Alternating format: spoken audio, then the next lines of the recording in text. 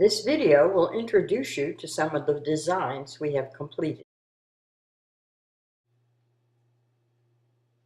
The floor plan shows every dimension for everything in the room. Many unnecessary measurements can be deleted to make the design more understandable, or all dimensions can be eliminated for the customer to view. No need to confuse an already confusing process. The elevation for the sink wall shows the cabinet placement, plumbing centers, electrical outlets, and appliances. Notice that the fillers on either side of the refrigerator have been cut to accommodate the wall cabinet. That cabinet over the refrigerator is 24 inches deep, and the extra support from the tall fillers is a good idea. The range wall elevation shows the location of the range electric supply and that there is an electric outlet behind the desk cabinet on the right. This cabinet back has been cut to accommodate the outlet. It is a nice way to hide all the electrical wires necessary for the computer. The desk area is 6 inches lower than the countertops.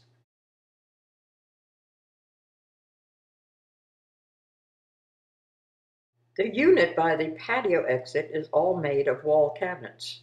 The center cabinets are pulled forward 3 inches to give a furniture look, a nice crown detail, and a rounded countertop. This is all attached to the wall. However, there are decorative feet to make the unit look freestanding.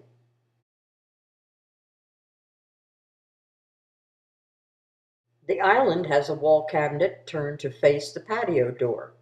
The cabinet has no door, so it is easy to grab recipe books or candy from the candy jar on the open shelves. There are 2 decorative posts on either end of the cabinet that help hold the countertop extended past the cabinet tops. Rendering looking straight down. This really gives you a bird's eye view.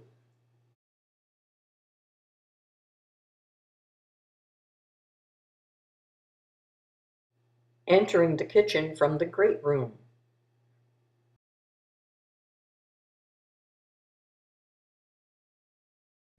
Entering the kitchen from the patio.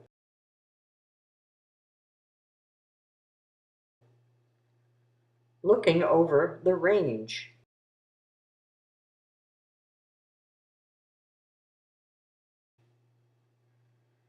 Peeking in from the pass-through.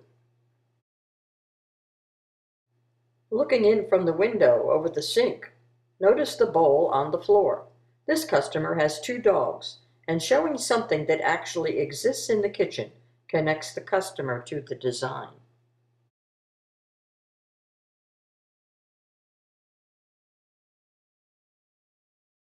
Back in 2D, now you can see your countertops. Because this drawing isn't scale, it's easy to figure out the amount of countertops you will need. This is a finished project on Flagler Drive in West Palm Beach. This was the year that the desire for two-tone kitchens became popular. The wall cabinets were maple with a white glaze, and the island cabinets were a stained cherry. It is hard to tell from the rendering, but the Thermador range and powerful exhaust fan are both 4 foot wide. Notice the countertop moves over the sink in the rendering? Oops!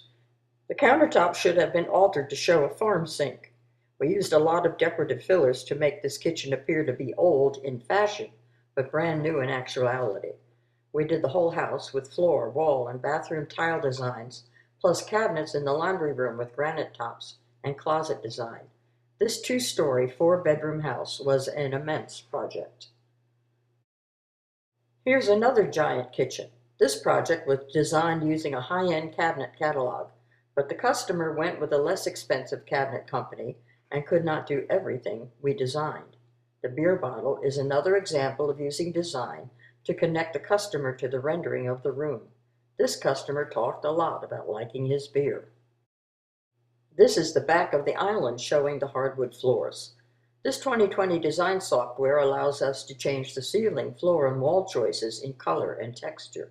It also allows us to change the lighting and create shadows in our renderings.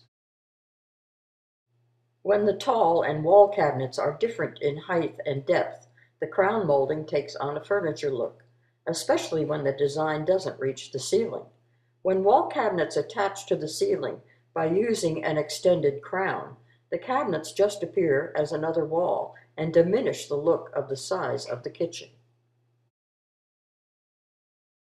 We use this design to show the customer something that they couldn't do. Notice the opened refrigerator doors. We had to make the first base cabinet in the left corner of this wall smaller so we could move everything to the left and put a filler to the right of the refrigerator. Otherwise, the doors would not open enough for the customer to pull out the shelves and drawers. The dishwasher has a boxed filler to its right in order to finish the run and give the countertop something to rest on. We usually put a bit of hard insulation in the filler so it diminishes the sound of the dishwasher. When we have to design a freestanding appliance, we use rounded or angled cabinets on either side to eliminate those hip-bruising edges on the countertop. This giant master bathroom only shows the vanity area. The other side of this bathroom has a giant shower and soaking tub, and the toilet is in a separate room altogether. This was a bit of a challenge. The rough-in plumbing for this master bathroom was in an interior outside corner. We had to design the cabinets to wrap around that corner.